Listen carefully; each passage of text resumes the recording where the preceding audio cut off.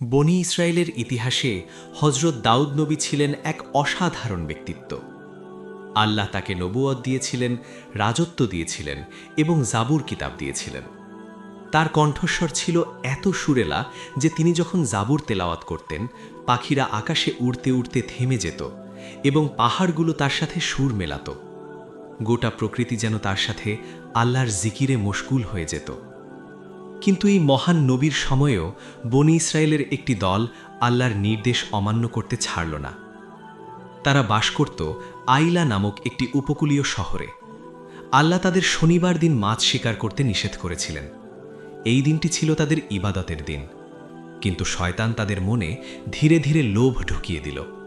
তারা লক্ষ্য করল প্রতি শনিবার নদীতে প্রচুর মাছ ভেসে উঠত, কিন্তু অন্য দিনগুলোতে মাছ প্রায় পাওয়াই যেত না। এটি ছিল আল্লাহর সুস্পষ্ট পরীক্ষা। কিন্তু তারা ধৈর্য ধরতে পারল না। একদিন তারা একটি চালাক কৌশল বের করল। শনিবার নদীতে জাল পেতে রাখত এবং রোববার সেই জাল তুলে মাছ নিয়ে যেত। মনে মনে ভাবত, আমরা তো শনিবার সরাসরি মাছ ধরছি না। ধীরে ধীরে এই অভ্যেস পুরো একটি দলের মধ্যে ছড়িয়ে পড়ল। শহরটি ৩টি দলে বিভক্ত হয়ে গেল।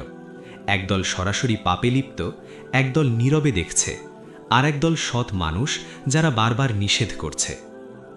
হজরত দাউদ নবী তাদের কঠোরভাবে সতর্ক করলেন।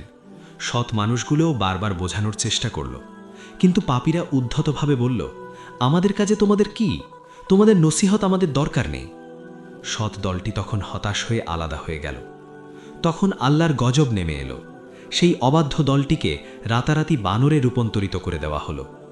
সকালবেলা পরিবার ও প্রতিবেশীরা দেখল, গতকাল যারা মানুষ ছিল তারা আজ ল্যাজওয়ালা বানর হয়ে ঘরের কোণে বসে কাঁপছে। চিনতে পারছে সবাইকে, চোখ দিয়ে পানি ঝরছে, কিন্তু কথা বলার ক্ষমতা নেই। ৩ দিনের বেশি তারা বাঁচল না। এই ঘটনাটি কুরআনে সূরা আরাফে বর্ণিত হয়েছে। আল্লাহর নির্দেশকে ফাঁকি দেওয়ার চেষ্টা করলে পরিণতি কতটা ভয়ঙ্কর হতে পারে, এই ঘটনা তারই জ্বলন্ত প্রমাণ।